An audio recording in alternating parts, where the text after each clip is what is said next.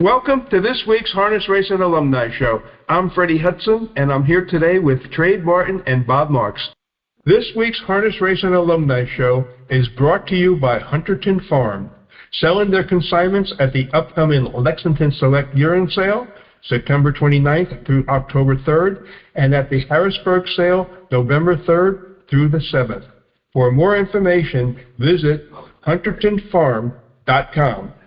The Meadowlands Racetrack, visit playmeadowlands.com. Also, we are looking for sponsors for the upcoming October release of the Bill O'Donnell Tribute. Sponsorships available. Visit ustrots.com.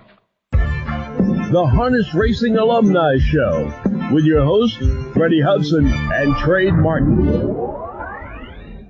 Joining us this week, we have two very special guests, Darrell Wood from the Virginia Equine Alliance in Shenandoah Downs, and our great friend, Judy Bokman from the Standardbred Retirement Foundation. Darrell and Judy, welcome back to the Harness Racing Alumni Show. Glad to be here. Always.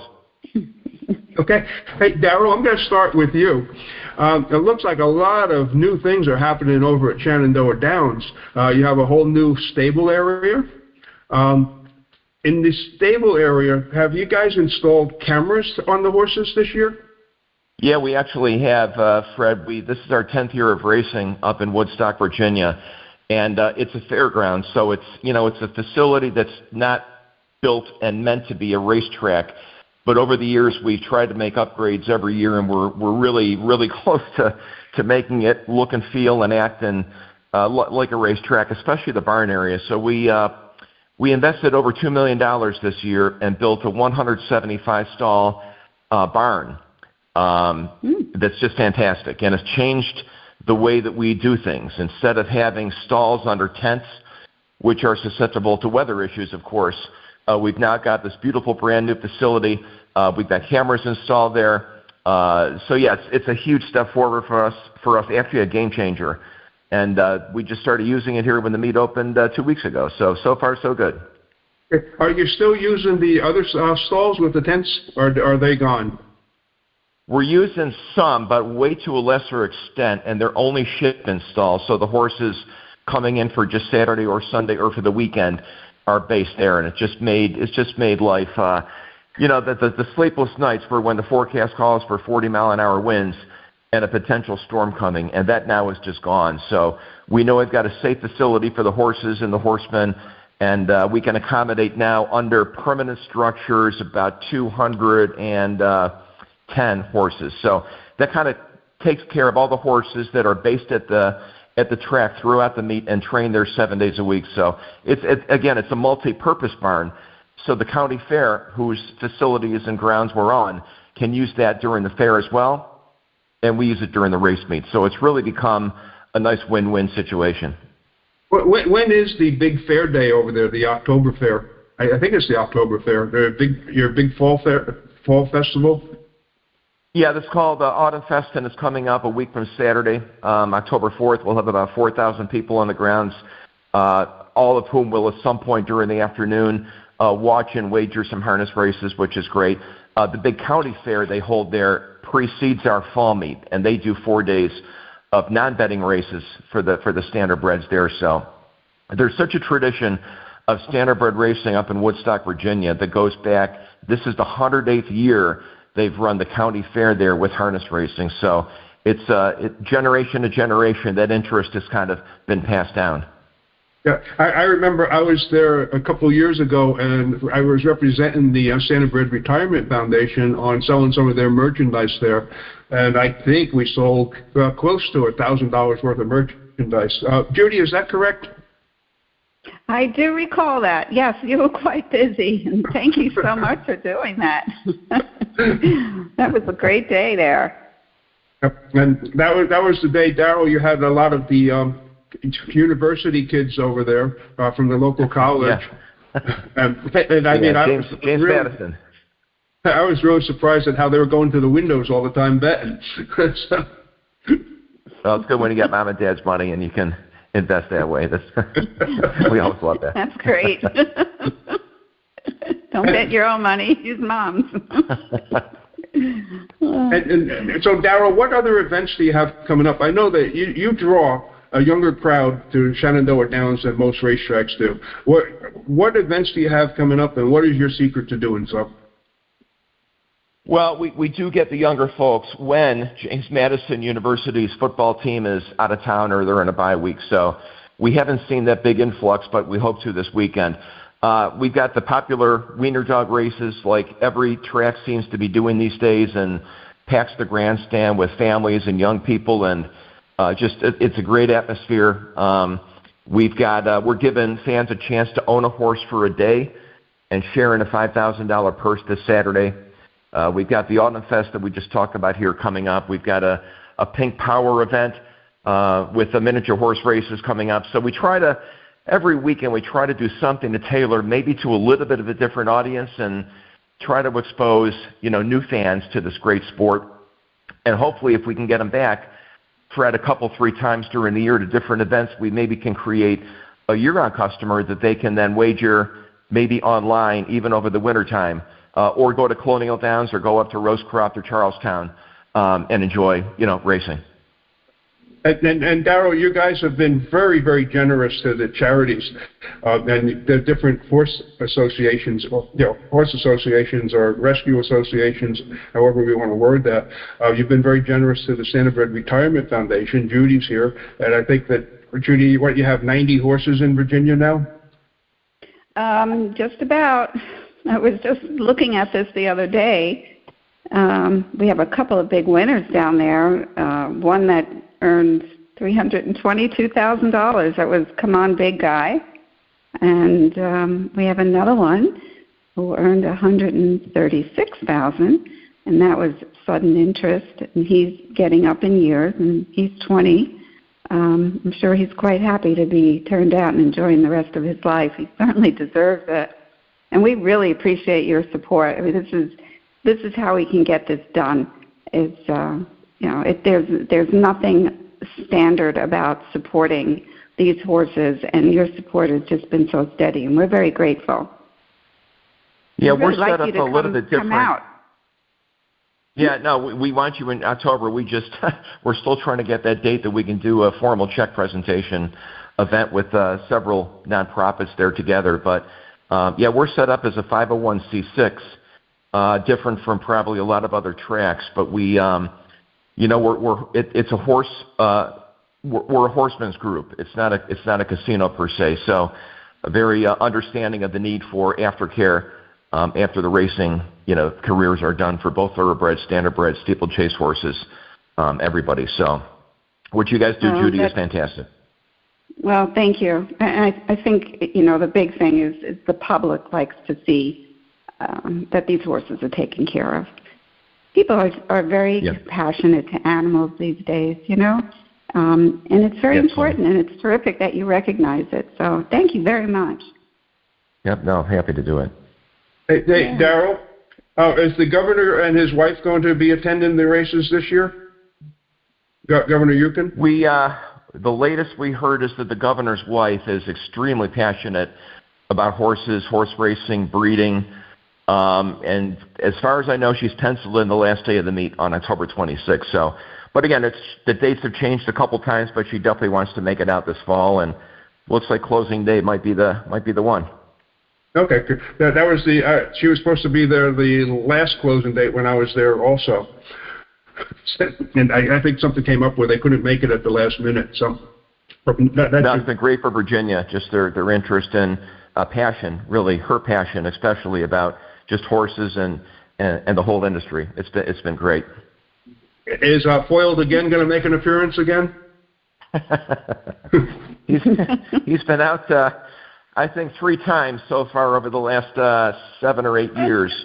Actually 4, 1 racing and 3 in retirement. We had his birthday here 2 years ago, but no plans yet. But definitely a crowd favorite that still can bring in a lot of fans every time he's up in the area for sure, Fred. And didn't you? Go ahead, Judy. I think he's working just as hard being retired. He travels quite a bit. he's just so gentle and loves people around him, and he's just a perfect perfect spokesperson, equine-wise, for the sport, and just what a great history too. And then you also had the Secretariat statue go through there one time too, didn't you? Yeah, that was a big score. That was a couple of years ago.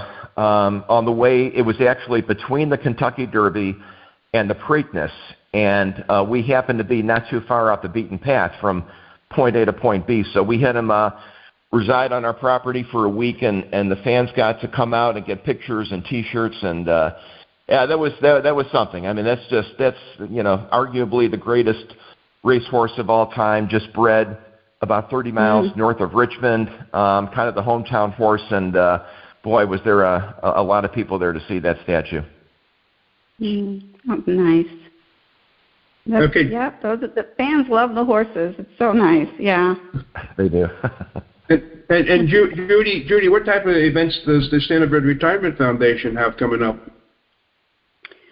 Oh boy! So we have in November we do our annual holiday at the farm, which we bring back a lot of our horses from the mounted police units for a demonstration, and the folks that come just love to talk to the officers there and pet the horses. So we have New York City, Newark, New Jersey State Police, Philadelphia Mounted Unit. It's a whole afternoon of meeting. We have about 86 horses here on a regular basis. So it's meeting the horses. We have a young group of girls who are amazing that come. They're between the ages of 8 and 11, and they ride our horses in the ring for adopters. We have food trucks, the whole 9 yards. It's quite fun. We do holiday shopping. We have a whole setup for that. What else? That's the biggest thing for the next few months. We have a golf outing on Monday, but that's up here in New Jersey. We usually have the one in Delaware every year. But unfortunately, the golf club was being renovated, so we don't have that one this year. And that's what we have going on. We're looking forward to it, and if you guys are up to it, come on. Okay. Well, we might end up redoing the Middleburg parade again, but I'll look into that. They'll be sending me that notification pretty soon, any day now. And the big problem there, I just couldn't get any horses to show up with us the last time that I tried doing it. It's a lot of work. It's a lot of work to get the horses to come. So, yeah. It's a lot of work to get people, to get yourself to go. I don't know. It's hard to get people out. So, and then to drag their horses along makes it a little bit tougher. But, there are a group of people that are game. So we would love to send you horses to Middleburg so we can talk about that again. Okay.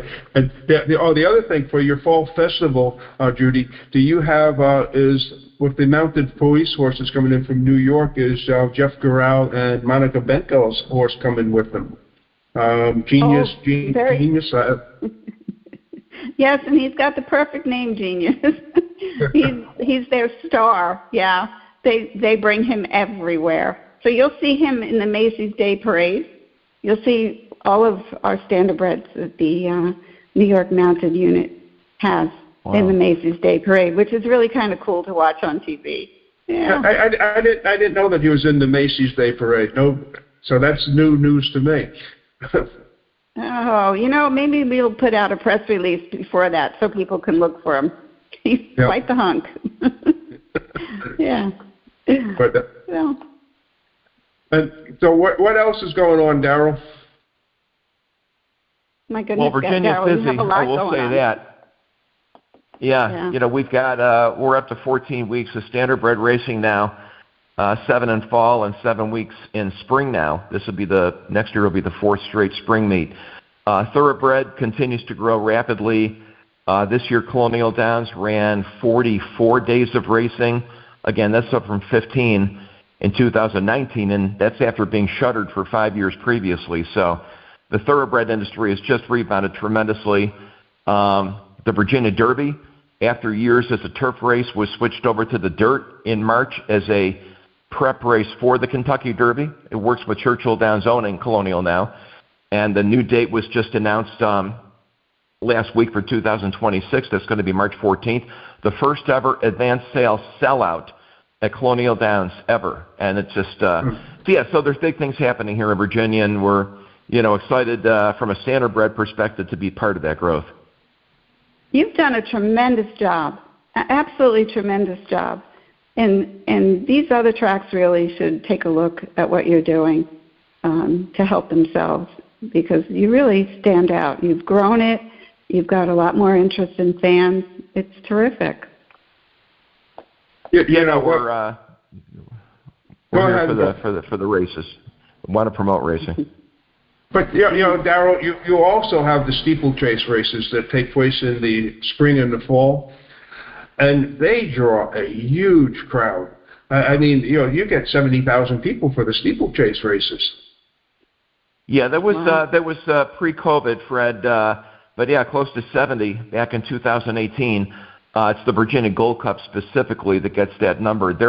They got back to around 30 or 35,000 this year, so they're definitely on the trajectory to get back to where they were. But all four venues, Foxfield, Middleburg, Montpelier, and the Virginia Gold Cup in the Plains, Virginia, all do just big business, tailgating, and just a fantastic atmosphere with just thousands of people. So that's the Virginia Jewel, those steeplechase events. I always thought, and we spoke about this last year, that it would be a good place for harness racing to market to would be at the steeplechase races, especially the Gold Cup. No doubt. With that kind of people there, and again, a lot of young people, and it's just to see the celebration of racing those days is just fantastic. In 2018, the Virginia Gold Cup was the largest spectator sporting event in Virginia, even more so than Virginia Tech football, University of Virginia football, even NASCAR.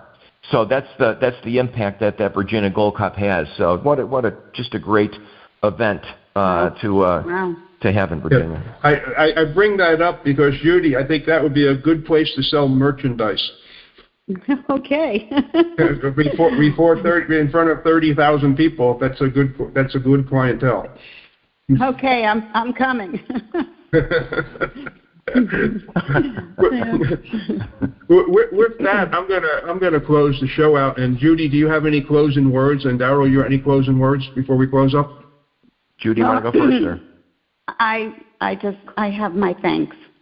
In one word just says it all. Thanks. So. Yeah. And everyone can visit the Standardbred Retirement Foundation at adoptahorse.org. Yeah, Fred, I can close with, we're right now we're getting ready for our third fall weekend of racing.